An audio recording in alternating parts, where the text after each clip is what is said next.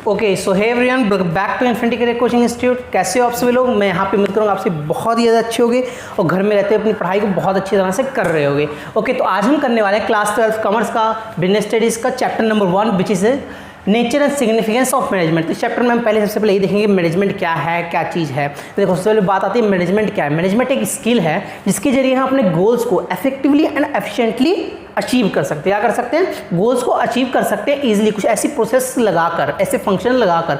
वो मैनेजमेंट आपकी जो ये बुक है क्लास 12 की बिजनेस स्टडीज़ की, इसमें आपको 70% सिलेबस जो है मैनेजमेंट का ही है। इसी के फंक्शन प्लानिंग, ऑर्गेनाइजिंग, ये सब आपके चैप्टर्स हैं, ये मैनेजमेंट के ही फंक्शंस हैं, एक तरह से प्रोसेस है उसी की।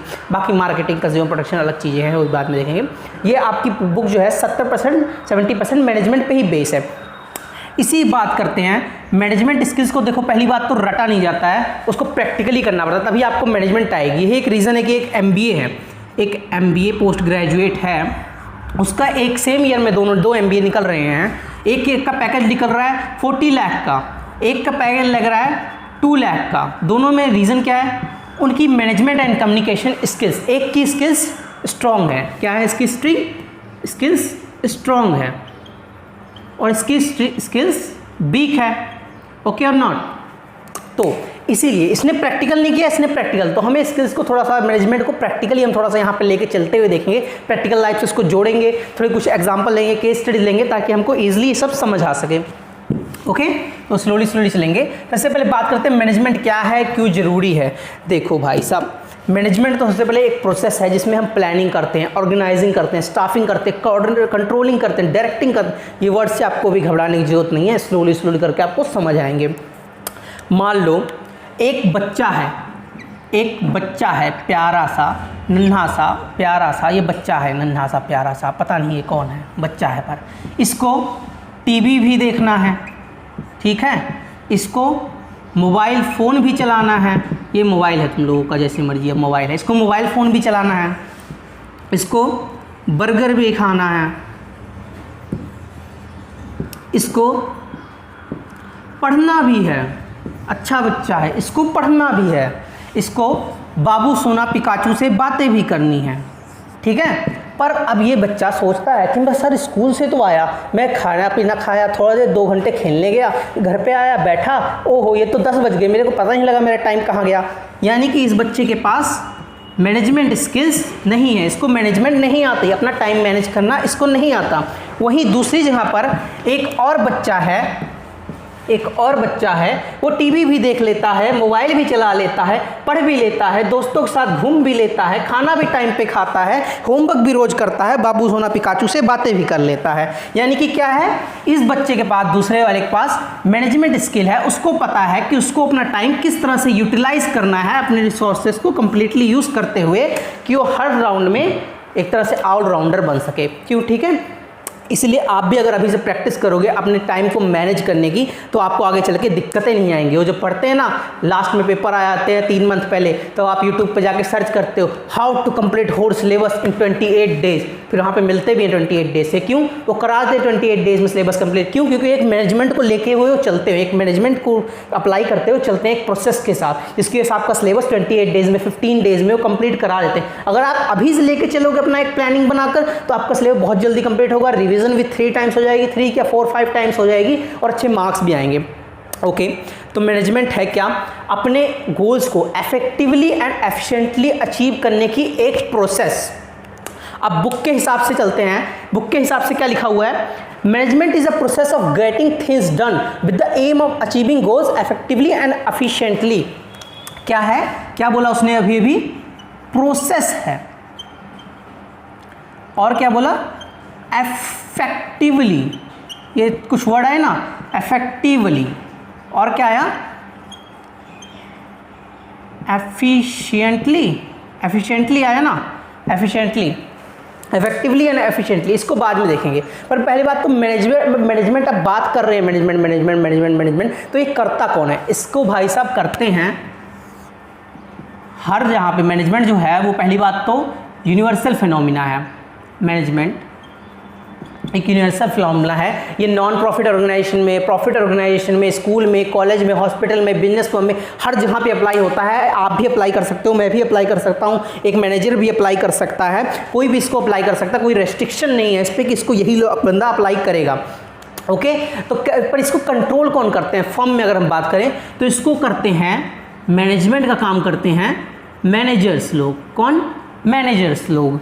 ओके, ज़्यादा जो टॉप लेवल मैनेजर्स हैं जैसे कि सीईओ हैं, बिल गेट्स हैं माइक्रोसॉफ्ट के, तो वो का ज़्यादा फोकस करते हैं प्लानिंग पे, वो लोग ज़्यादा फोकस करते हैं प्लानिंग पे। फिर उसके बाद जो मिडिल लेवल है वो उस प्लानिंग को इम्प्लीमेंट कैसे करना है, किसको क्या चीज़ करना है, उसका ध्यान वो लोग देते हैं। चलो ये सब तो बात की बातें बाद में करते हैं।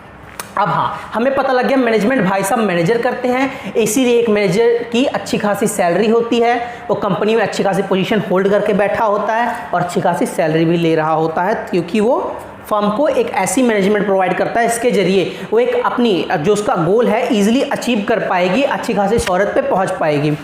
अब यहाँ पे वापस आते हैं, management is the process of getting things done. Process क्या होता है हमको पता है। प्रोसेस तो भाई साहब सीरीज होती है, या फिर इसको हम कहते हैं sequence of steps. Sequence of steps, पर मैनेजमेंट में कहाँ है सीक्वेंस ऑफ स्टेप्स? जी हाँ, बिल्कुल मैनेजमेंट में भी आए सीक्वेंस स्टेप्स। मैनेजमेंट के स्टेप्स क्या है?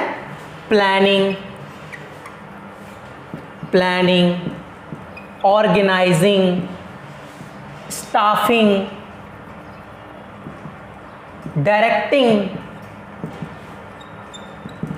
And controlling. प्लानिंग कैसी करनी है, चीज़ों को ऑर्गेनाइज किस तरीके से रखना है, स्टाफिंग मतलब कौन सा काम कौन से बंदे को देना चाहिए, सुपरवाइजर मैनेजमेंट को, स्टाफ को बना के रखना। डायरेक्टिंग, अब उनको बताना, डायरेक्ट करना एक तरह से कि किसको क्या काम करना है, किस हिसाब से करना है, कौन सी चीज़ कहाँ पे होनी चाहिए, कितने टाइम पे आना है। कंट्रोलिंग, हाँ हमने बता दिया, हमने प्लान दे दी, स्टाफिंग दे दी, अब ये देखना भाई साहब हमारा काम है कि ये लोग कर रहे हैं कामचोर हैं कि मुफ्त में हमारी कंपनी को लूटे खा रहे हैं, तो उसमें हम कंट्रोलिंग, इन पर कंट्रोल भी रखते हैं एक तरह से हम।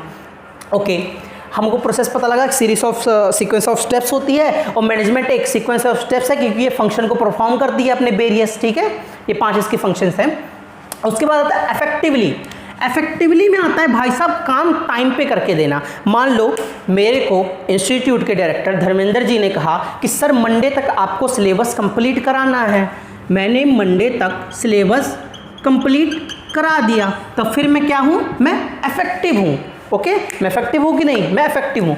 पर मान लो अब एक हैं रमन जी हैं, रमन जी को दिए गए 1 करोड़ रुपए, कहा गया भाई साहब सोमवार तक 100 यूनिट की प्रोडक्शन पूरी हो जानी चाहिए, पर रमन जी ने कहा कि नहीं 1 करोड़ तो नहीं हो पाएगा, मैं 2 करोड़ खर्च कर देता हूँ, लगा दिए 2 करोड़, कोई बात नहीं। पर रमन जी ने मंडे तक 100 यूनिट का प्रोडक्शन कंप्लीट कर दिया, 100 यूनिट का प्रोडक्शन कंप्लीट कर दिया। तो मुझे बताओ क्या रमन जी इफेक्टिव हैं? जी हाँ, बिल्कुल रमन जी इफेक्टिव हैं, क्योंकि उन्होंने दिए गए टाइम पर अपना काम पूरा किया, भले ही कॉस्ट कुछ भी हो। कॉस्ट इसीलिए इफेक्टिव में कॉस्ट मैटर नहीं करती है, कॉस्ट कुछ भी हो, बस टाइम पे काम कंप्लीट होना चाहिए। अभी बुकिश लैंग्वेज में हम देखेंगे, थोड़ा सा इसका डिफरेंस भी देखेंगे। अब एफिशिएंटली क्या है कि भाई साहब टाइम भी, काम जो है वो टाइम पे भी कंप्लीट हो और पैसा भी कम से कम ही लगे। अब जैसे मैंने एग्जांपल कहा था, रमन जी ने 100 यूनिट का प्रोडक्शन कर दिया पर लगा दिए 2 करोड़ रुपए, तो उस केस में क्या रमन जी एफिशिएंट थे? नहीं, रमन जी एफिशिएंट नहीं थे। वो क्यों? क्योंकि उन्होंने 1 करोड़ के यहाँ पे 2 करोड़ खर्च कर दिए। ओके, अब उन्होंने कहा मैंने कि रमन जी को 50 लाख रुपए दिए गए 200 यूनिट का प्रोडक्शन करने के लिए, टिल इन 5 डेज। 5 डेज में 5 दिन दिए गए रमन जी को। रमन एक बंदा है या कोई भी है, रमन को दिए गए 5 दिन, 50 लाख रुपए, और टारगेट दिया गया, ये क्या है 2200 यूनिट टारगेट दिया गया कि उनको भाई साहब अपना टारगेट पूरा करना है, 5 दिनों में 50 लाख रुपए में 200 यूनिट कंप्लीट करने हैं। रमन जी ने कहा 50 लाख, अरे कोई बात नहीं, 30 लाख ही लगाए और 200 यूनिट का काम पूरा कर दिया और 5 दिन में ही कंप्लीट कर दिया। अब बताओ रमन जी क्या इफेक्टिव में है कि एफिशिएंट है? बताओगे कमेंट बॉक्स में जल्दी से कमेंट करके। ओके, रमन जी इफेक्टिव भी है एंड एफिशिएंट भी है। ये है एक प्रॉपर मैनेजमेंट कि वो इफेक्टिवली एंड एफिशिएंटली अपने गोल को अचीव कर पा रहे हैं, गोल को अचीव कर पा रहे हैं अपने गोल को। जरूरी नहीं है पैसा कम लगाए, 50 लाख में भी कर देते थे तो भी चलता, तो भी ठीक है। अब इसीलिए कहते हैं कि मैनेजमेंट इफेक्टिवली और एफिशिएंटली एक ही कॉइन के दो पहलू हैं। अगर ऐसा नहीं है, अगर एक सिक्का है 5 रुपए का, पीछे वाली चीज़ गायब हो जाए, आगे वाला रह जाए तो उसकी वैल्यू एक यूजलेस हो जाएगा, ये एक यूजलेस कॉइन हो जाएगा, किसी काम नहीं है। इसलिए अगर इफेक्टिव है एफिशिएंट नहीं है तो भी किसी काम का नहीं है, एफिशिएंट है इफेक्टिव नहीं है तो भी किसी काम का नहीं। मान लिया एफिशिएंट है, पैसे कम लगा रहा है कंपनी के, पर काम ही रद्दी करके दे रहा है, फिर काम किस बात का, कंपनी किस काम का, उसको तो मार के रात निकाल देंगे, हम नए बंदे को हायर करेंगे, है कि नहीं। तो इफेक्टिव और एफिशिएंट को दोनों को एक साथ लेके चलना पड़ता है, क्योंकि ये एक ही सिक्के के दो पहलू हैं। ओके, अब थोड़ा सा हम बुक उठाएंगे, बुक की लैंग्वेज में थोड़ा सा देखेंगे बुक में क्या लिखा है। बुक मेरे पास है बीके हो रही कि आप दूसरी बुक भी यूज़ कर रहे हो तो भी कोई चक्कर नहीं, लैंग्वेज थोड़ा सा अलग होगा, उसमें भी यही सब लिखा होगा। यहाँ पे लिखा है management is a process of getting things done with the aim of achieving goals effectively and efficiently. यहाँ पे भी लिखा है मैनेजमेंट एक प्रोसेस है अपने गोल्स को अचीव करने की इफेक्टिवली एंड एफिशिएंटली। अब उसने कुछ कंसेप्ट दिए हैं मैनेजमेंट के। क्या है प्रोसेस? पहला आता है process. Process refers to series और sequence of steps. Process series को कहते हैं, सीक्वेंस ऑफ स्टेप्स को। Management is a process because it perform series of function to get the things done. Management एक प्रोसेस है क्योंकि ऑफ फंक्शंस को perform करता है। फंक्शंस कौन से हैं? Planning, organising, staffing, directing and controlling, जो मैंने अभी बताया, और यही आगे जाके आपके चैप्टर्स के नाम में है। अभी आप इन्हीं चीज़ों को काफ़ी ब्रॉड में पढ़ोगे। अब आता है effectiveness. It is concerned with doing the right task, completing activities and achieving goal. In other words, it is concerned with end result. effectiveness का मतलब क्या बताया? उनको मतलब है बस एंड रिजल्ट से।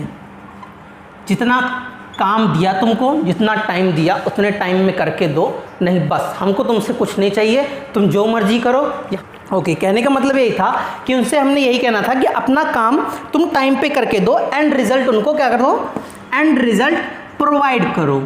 इफेक्टिवनेस में ये था, ठीक है। कॉस्ट थोड़ी बहुत ज़्यादा लग सकती है, रिसोर्स तुम ज़्यादा यूटिलाइज कर सकते हो। ओके, अब चलते हैं एफिशिएंसी की तरफ। It refers to do task in the right way with minimum cost and optimization of resources. मतलब क्या एफिशिएंसी में मतलब क्या बोल रहा है वो?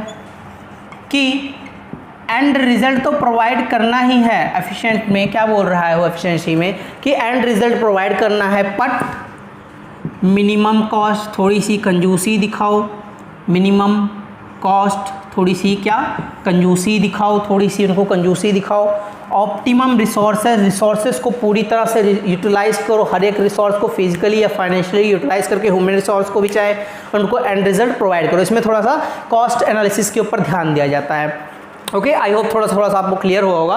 अब थोड़ा सा हम इन दोनों के बीच में देखेंगे, हम इनके बीच में डिफरेंस क्या है, इनके बीच में डिफरेंस क्या है। उठा लो अपनी बुक, उठा लो या फिर अपनी रफ कॉपी और उठा लो अपना पेन और हो जाओ शुरू।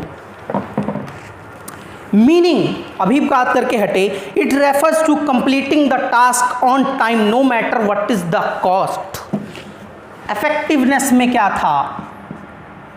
इफेक्टिवनेस में क्या था? इफेक्टिवनेस में क्या था कि टास्क कंप्लीट करो, कॉस्ट वट एवर हो। क्या हो?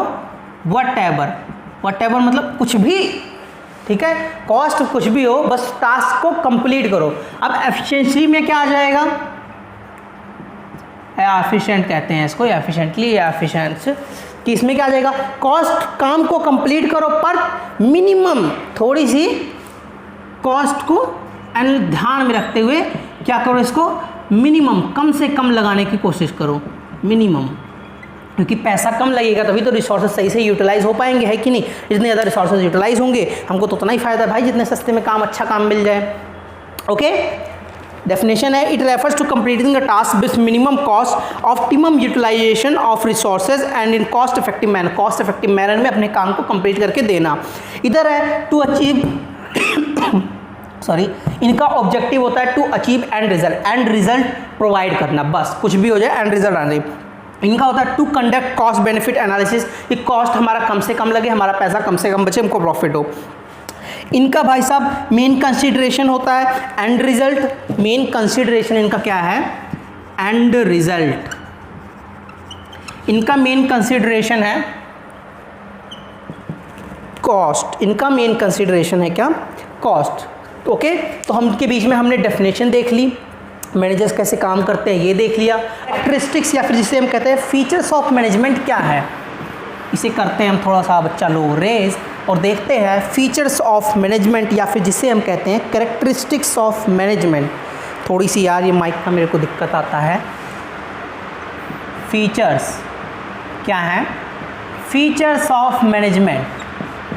सबसे पहला फीचर आता है management is a goal oriented process ये ना, management is a goal oriented process. हाँ, क्या मतलब कि मैनेजमेंट का एक हमेशा एम जो होता है मैनेजमेंट का यही होता है कि अपना गोल वो कैसे अचीव कर सके, अपना गोल ईजिली अचीव कर सके, ये है मैनेजमेंट का गोल।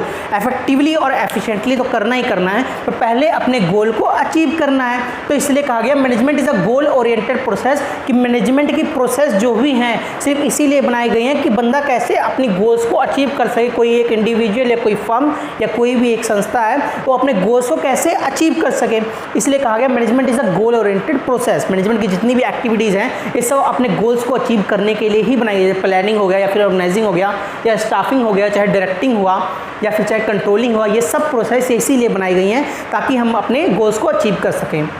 ओके, अब अपना नेक्स्ट की पॉइंट हम देखते हैं।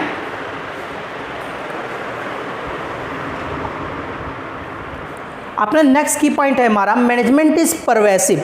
परवेसिव का मतलब क्या आया? यहाँ पर क्या आया? Management is pervasive. Management is pervasive. Pervasive भाई साहब कितना खतरनाक वर्ड है। परवेसिव का मतलब होता है यूनिवर्सल। यूनिवर्सल, परवेसिव मतलब universal. Management is universal phenomena, मतलब मैनेजमेंट कहीं भी अप्लाई किया जा सकता है, फिर चाहे वो एक फर्म हो, एक हॉस्पिटल हो, एक कॉलेज हो, एक स्कूल हो, एक इंस्टीट्यूशन हो, चाहे एक घर हो, एक स्टूडेंट की लाइफ हो या फिर कोई एक इंडिविजुअल प्रॉब्लम हो, कहीं भी हम मैनेजमेंट को अप्लाई कर सकते हैं अपने किसी भी प्लान। सिर्फ ये नहीं कि गोल को अचीव करने के लिए, अपने किसी चीज़ को, कार्य को, वो भी एक गोल को अचीव करना है, किसी काम को पूरा करने के लिए हम मैनेजमेंट को अप्लाई कर सकते हैं। कहने का मतलब ये कि मैनेजमेंट कहीं भी अप्लाई किया जाए, कोई रेस्ट्रिक्शन नहीं है कि सिर्फ एक बिजनेस फर्म में या बिजनेस रिलेटेड क्वायरी में ही मैनेजमेंट अप्लाई हो। Management is an universal phenomena, इसीलिए कहा गया है। अब आता है management of is multi dimensional. Management is multi dimensional मतलब इसमें आती हैं तीन चीज़ें। Management of work. Management of work से मतलब है अपने काम की मैनेजमेंट, कि कैसे हम अपने काम को इफेक्टिवली एंड एफिशिएंटली कर सकें। मान लो एक स्कूल है, उसका वर्क क्या है? To provide quality education. एक हॉस्पिटल क्या है? उसका वर्क क्या है? To treat the patient. एक फर्म क्या है? To survive, to earn profit, ठीक है, to earn social objectives, to improve the social objectives. अब ये सब इनके वर्क है, तो इस वर्क को कैसे इफेक्टिवली एंड एफिशिएंटली करें वो उसकी मैनेजमेंट करेगी, ठीक है। मैनेजमेंट ऑफ वर्क यहाँ पे ही आया। अब अगला आ रहा है अपना मैनेजमेंट ऑफ पीपल। पीपल से यहाँ पे हमारा मतलब है ह्यूमन रिसोर्स से। किससे? पीपल पे है हमारा ह्यूमन रिसोर्स, जिसको हम कहते हैं HR मैनेजमेंट होती है ना, ह्यूमन रिसोर्स मैनेजमेंट कंपनी या फर्म में या फिर किसी ऑर्गेनाइजेशन में। वो करते हैं कैसे किस बंदे को कैसे कहाँ रखना चाहिए, किस बंदे को कैसे काम करना चाहिए, कौन सा काम किस बंदे से, सुपरवाइजर कौन होना चाहिए, सुपरवाइजर क्या करना चाहिए, मैनेजर क्या करना चाहिए, इंचार्ज करना चाहिए, वो सब कर आती है मैनेजमेंट। इस सबकी मैनेजमेंट ऑफ पीपल के अंदर ये सारी मैनेजमेंट होती है। अगर आता है मैनेजमेंट ऑफ ऑपरेशन। ऑपरेशन में हमारा है, मान लो कोई एक ऑपरेशन मतलब हमारा काम है, यहाँ पे ऑपरेशन वाला नहीं है डॉक्टर वाला ऑपरेशन, दूसरी वाली ऑपरेशन है डीलिंग की, जैसे बाइंग, सेलिंग, परचेसिंग या फिर इसको रॉ प्रोडक्ट बनाना। ये है कि what will, when we will do, who will do and how it to be done, मतलब कौन करेगा, कैसे करेगा, या कैसे किया जा सके। ये अपनी ऑपरेशंस की मैनेजमेंट होती हैं। जैसे परचेसिंग करनी है तो परचेसिंग कैसे होनी चाहिए, कहाँ से होनी चाहिए, ये काम करना। अब उसको प्रोडक्शन करना है, प्रोडक्शन कहाँ होनी चाहिए, किस जगह पे होनी चाहिए, कौन करेगा, किसके द्वारा करवाई जानी चाहिए। बाइंग, सेलिंग, सेल कहाँ पे करना है, किसके द्वारा करना है, कैसे करना है, डायरेक्ट सेलिंग करनी कैसे करना है, ये सब आता है मैनेजमेंट ऑफ ऑपरेशन के अंदर। अगला आता है मैनेजमेंट इज अ कंटिन्यू। ये बहुत ईजी चीज़ें हैं, आपको सिर्फ बस देखना है, हल्का फुल्का जाकर किताब में पढ़ना है। हो सकता है आपके पेपर में पूछा जाए what are the features of management, what are the characteristics of management, तो आपको ये लिखना पड़ेगा, एक्सप्लेन करना पड़ेगा। ओके, तो अब अगला देखते हैं management is a continuous process. Continuous process से हम क्या समझ रहे हैं? कंटिन्यूस प्रोसेस से हम क्या समझ रहे हैं? कंटिन्यूस प्रोसेस से हमें है कि मैनेजमेंट एक कंटिन्यू प्रोसेस है जो कभी रुकेगी नहीं, इसलिए कहा जाता है management is a never ending process, never ending process, कभी ना रुकने वाली। जैसे कि अब प्लानिंग कर ली, ऑर्गेनाइजिंग कर ली, स्टाफिंग कर ली, डायरेक्टिंग कर ली, कंट्रोलिंग कर ली, तो इसका मतलब ये नहीं अब काम हो गया, काम हो गया उसके बाद फिर से प्लानिंग करो, फिर से ऑर्गेनाइज करो चीज़ों को, फिर से कंट्रोल करो, फिर से डायरेक्ट करो, फिर से स्टाफिंग करो। इसलिए हमेशा प्लान जो मैनेजमेंट है चलती रहने वाली प्रोसेस, हमेशा जो कि चलती रहेगी, कभी रुकती नहीं है। अगर जहाँ मैनेजमेंट रुक जाती है फिर हम अपने गोल्स को अचीव करने में कहीं ना कहीं चूकने लगते हैं, धीरे धीरे करके हम वो होने लगते हैं, जो अपने गोल्स को सही से अचीव नहीं कर पाते। अब अपना अगला चलता है, अगली फीचर आती है management is a group activity. Group activity यहां बोल तो दिया इसने, अब इससे क्या मतलब है हमको? Group activity, activity management is a group activity. Management मतलब एक ग्रुप के लोगों का काम है, जैसे कि एक टॉप लेवल मैनेजर है, सीईओ है, एमडी है, या फिर एक मिडिल लेवल मैनेजर है, पीपीसी मैनेजर है, या फिर एचआर है, इन सब ये सुपरवाइजर है, इंचार्ज है, सब इनकी ग्रुप एक्टिविटी, सब मिलके जब मैनेजमेंट करेंगे तब एक फॉर्म अच्छी खासी शोहरत पे पहुंच सकती है, ऊंचाइयों को छू सकती है। ठीक है, अब एक बंदे से कुछ नहीं होगा कि एक सोच ले सीईओ कंपनी बिल गेट्स सोचे मैं अकेला हूँ, मैं ही पूरी माइक्रोसॉफ्ट को चलाऊंगा, दुनिया में मैं ही सब करूँ, नहीं, वो नहीं कर सकता। उसके जो स्टाफ्स हैं वो सभी ध्यान रखते हैं, तब जाके वो माइक्रोसॉफ्ट एक वर्ल्ड लीडिंग कंपनी बनी हुई है। ओके, एक सिंगल बंदे के बस की बात नहीं है, इसलिए कहा गया management is a group activity. Management एक ग्रुप एक्टिविटी जो पूरे ग्रुप के द्वारा की जाती है। अब अगला आता है management is a dynamic process, ये ना, management is a dynamic process. Dynamic process क्या लिखा है? Dynamic process, dynamic process, management is a dynamic process. Dynamic process से मतलब है कि मैनेजमेंट में हमें चेंजेस करने पड़ते हैं सिचुएशन के हिसाब से। जैसे जैसे हमारा बिजनेस इन्वायरमेंट चेंज होता रहता है, वैसे हमें अपने मैनेजमेंट को भी, अपनी प्लानिंग को भी चेंज करनी पड़ती है। क्यों? क्योंकि अगर मान लिया बाहर आ रहा है, जैसे कि आ रहा है ठंडी आ गई, ठंडियाँ आ गई, हम पर हमारा पहले मैनेजमेंट था कि हम गर्मियों में चाय बेचते थे, हम गर्मियों में चाय बेचते थे, तो अब ठंडियों में भी होना चाहिए ना, गर्मियों में हमारा ये था, गर्मियों में हम कोका कोला बेचते, ठंडी चीज़ें बेचते थे, आइसक्रीम बेचते थे, तो अब ठंडियों में भी थोड़ा सा चेंज हमें लाना पड़ेगा कि ठंडियों में ज़्यादा लोग आइसक्रीम नहीं खा रहे हैं, तो उनको कुछ और चीज़ें भी लानी पड़ेगी, चाय ला के बेचना पड़ेगा, या फिर उनको कुछ एनर्जी ड्रिंक्स प्रोवाइड करनी पड़ेंगी। ये तो जुड़ी लुची से एग्जाम्पल होगी। थोड़ी और दूसरी एग्जाम्पल लेके देखेंगे कि मान लो एक इंस्टीट्यूट है, वो रन कर रहा है ऑफलाइन मोड में, अब आ गया कोविड आ गया, अब वो सोचे नहीं, मैं ही हूँ राजा, मैं ही हूँ मंत्री, मैं तो ऐसे ही ऑफलाइन चलाऊंगा, ऐसे ही 40-100 बच्चे बैठा के पढ़ाऊंगा और ऐसे ही चलाऊंगा जो मर्जी हो। तब फिर वो क्या हो जाएगा? वहाँ पे ऑर्गेनाइजेशन हो जाएगी जीरो। वहाँ पे क्योंकि पेरेंट्स अपने स्टूडेंट्स को नहीं भेजेंगे, अपने बच्चों को नहीं भेजेंगे, स्टूडेंट्स आएंगे नहीं, गवर्नमेंट अलो नहीं करेगी, तो वहाँ पे क्या हो जाएगा? ऑर्गेनाइजेशन डाउनफॉल होती चली जाएगी। अब वहाँ पे वो इंस्टीट्यूट लगाएगी मैनेजमेंट और कहेगी ऑफलाइन ना सही तो क्या हुआ, हम ऑनलाइन पढ़ा लेंगे, उससे कमा लेंगे। ठीक है, तो उसके हिसाब से उसने अपनी प्लानिंग को चेंज किया, अपनी डायनेमिक प्रोसेस, इसी को कहते हैं डायनेमिक प्रोसेस। मैनेजमेंट में चेंजेस आते रहते हैं, जैसे जैसे बिजनेस इन्वायरमेंट चेंज होता रहता है। लास्ट में अपना की पॉइंट आता है इंटेंजिबल। इंटेंजिबल तुम कॉमर्स वाले को उसमें पढ़ाई होगा, अकाउंट्स में कि नहीं पढ़ा? चलो, इंटेंजिबल का मतलब हो जाए दिखे ना, कि मैनेजमेंट जो है दिखता नहीं है पर उसकी एक्सिस्टेंस फील की जा सकती है। एक ऑर्डर लाइनेस, एक कंटिन्यूस, एक कोऑर्डिनेशन फील किया जाता है। जब एक मैनेजमेंट कहीं पे प्रॉपर्ली अप्लाई की जाती है तो वहाँ पे देखना डिसिप्लिन होता है। एक किसी वेल मैनेज्ड फर्म में जाना, किसी कंपनी में, राल्को में या फिर हीरो में कभी जाके देखना, वहाँ पे हर एक चीज़ ऑर्डर वाइज होती है, प्रॉपर। हर बंदा अपनी जहाँ पे लगा होगा कि सैमसंग के शोरूम में जाना या आईफोन के शोरूम में जाना, एप्पल स्टोर में जाना, वो हर एक चीज़ प्रॉपर होती है। ऐसे नहीं होता भीड़ लगे हुए, भैया वो दिखा दो, भैया वो दिखा दो, जैसे साड़ी की दुकान होता है ना, ये भैया वो दिखा दो, वो क्योंकि वहाँ पे मैनेजमेंट नहीं है इसलिए ऐसा हो रहा है। बाकी एक वेल मैनेज स्टोर में क्या होता है, हर एक चीज़, हर एक जहाँ पे एक बंदा है अपने अपने काम पे लगा हुआ है, उसका काम है मोबाइल दिखाना, उसका काम है बिलिंग का, उसका काम है दिखाना, पैकिंग करना, तो हर बंदा अपना अपना काम कर रहा है, इसलिए चीज़ें ऑर्डर लाइन से चल रही है, कोऑर्डिनेशन वहां पे सही से है। ओके, यहाँ पे हमारे कैरेक्टरिस्टिक्स फीचर्स खत्म होते हैं। तो आज की वीडियो में हम इतना ही करेंगे, अपने नेक्स्ट वीडियो में हम अगली बातें करेंगे इसके चैप्टर की। अगर आपने वीडियो यहाँ तक देखी तो प्लीज़ चैनल को सब्सक्राइब करो, वीडियो को लाइक कर देना। At last, thank you.